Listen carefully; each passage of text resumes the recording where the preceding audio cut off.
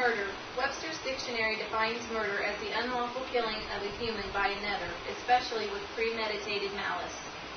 I would like to talk to you today about abortion and show you that life begins at conception, so therefore abortion is unethical, and it is murder. Abortion is one of the most debated issues in our society. It has caused violence among opponents of the issue. Millions of our tax dollars have been spent on the issue, and it has caused deep emotional wounds in our society, in our churches, and in our homes. I would like to tell you a story today of a close friend of mine's personal experience with abortion and the decision that she made. She was 15 years old, a sophomore in high school, when she learned she was pregnant by her 17-year-old boyfriend. Neither one of them had a job or money, and neither felt prepared to have a baby. She went to her parents looking for support and guidance. After many hours of crying and arguing, her father calmly walked out of the room. He returned with a shotgun, laid it on the table in front of her, looked her in the eye, and said, "I will not have a bastard for a grandchild. You will have an abortion." With that, she hung her head. The decision had been made for her.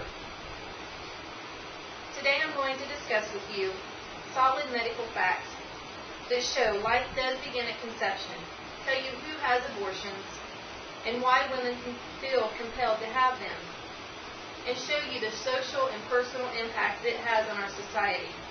I will also discuss with you what I believe should be done to solve this issue. Let's take a look at the overwhelming evidence that shows life begins at conception. I say there is plenty of medical facts that support my belief, and many others that life does begin at conception. According to the book, For Pregnancy, Week by Week, the fetus, or the unborn child, starts developing immediately at conception. I will take you through several stages of life in the first trimester, which is the first 12 weeks of a woman's pregnancy.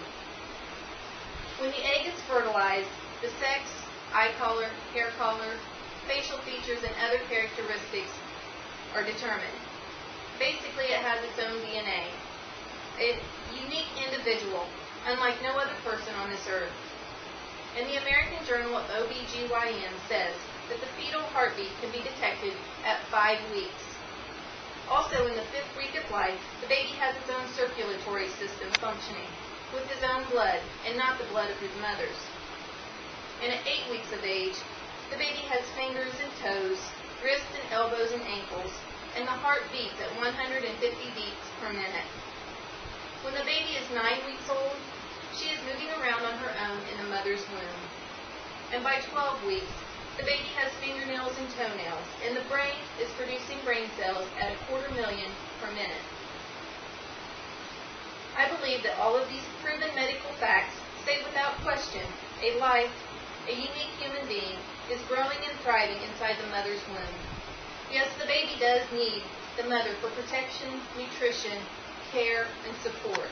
Don't all babies and children, and even some adults, need the same type of care from another person? And just because we can't see or touch the baby doesn't make him less of a person than you or I, in my opinion. And what type of society are we if we allow a person needing our care to die? What does that say about our own humanity? And I am not alone in my belief. A Fox opinion poll done in 2003 asked people, when does human life begin? 55% said life began at conception, and only 13% said life began at birth. And even with the majority of the Americans believing life begins at conception, according to the National Right to Life website, there have been over 47 million abortions since the Supreme Court's Roe v. Wade decision in 1973. And in 2002 alone, 1.3 million abortions were performed in America. And that means that every year, more unborn children die from abortions than Americans have died in the Revolutionary War, the Civil War, World War I, World War II, the Korean, the Vietnam, and the Persian Wars combined. These are truly startling numbers. And now that we have established when life begins, let's talk about who has these abortions and why they are having them. Who are having the abortions? According to the Centers for Disease Control, in 2000, the majority of the women were 25 years old or younger. 81% were unmarried. Almost 50% were approximately 8 weeks into their pregnancy, and 90% of all abortions were done in the first trimester. Lawrence Feiner's book, Perspectives on Sexual and Reproductive Health, studied why women had abortions.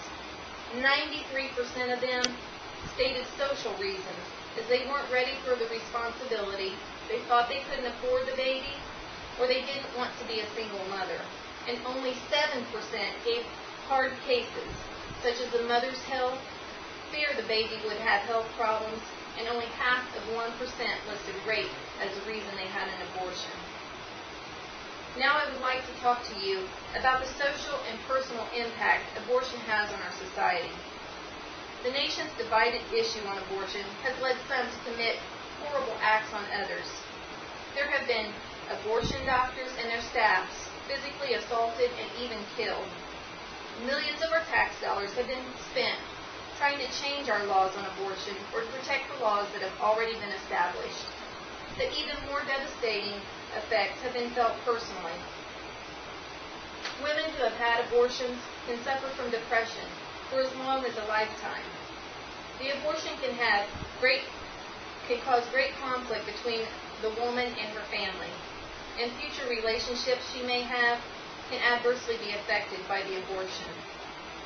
Let's review what we have discussed today about abortions. We have established with medical facts that life does begin at conception. You need to remember the baby's heart is beating before the mother ever knows she's pregnant. And we've discussed the reasons for abortions. Most of them are social, things that we can do something about. And we've also discussed the social and personal impacts that abortion has on our society. What can we do to change the attitudes of society so that we respect all human life? Start by writing your congressman and letting them know where you stand on abortion. And make informed choices at the next election, voting for people who support your ideas of when life begins. But I believe the greatest impact we as individuals can have is to change one opinion at a time. We shouldn't attack those who have had abortions with harsh words or hurt individuals who work at abortion clinics. We need to show with medical fact that an abortion stops a beating heart. When more people realize this, I believe the more power we as a society will have to stand up and defend the innocent and stop the killings. Remember my friend that I told you about? The one who found herself pregnant at 15? I would like to finish her story. She is not only my friend, but she is also my sister-in-law. She and my brother believe that life began at conception. And with the support of my parents, they got married and had a beautiful baby boy. This summer, we celebrated their 30th wedding anniversary with them. Their son stood and gave a toast to his parents, and this is what he said. I want to thank you, Mom and Dad, for 30 years ago making that tough decision, the decision to have me. Against all odds and through sacrifice, you gave me the opportunity to live. You have been the greatest teachers to me, shining examples of the type of person I strive to be every day. And because of your love for me, your sacrifice for me, I am determined to be the best husband I can be to my wife and the best father I can be to my 4 children. I love you, Mom and Dad.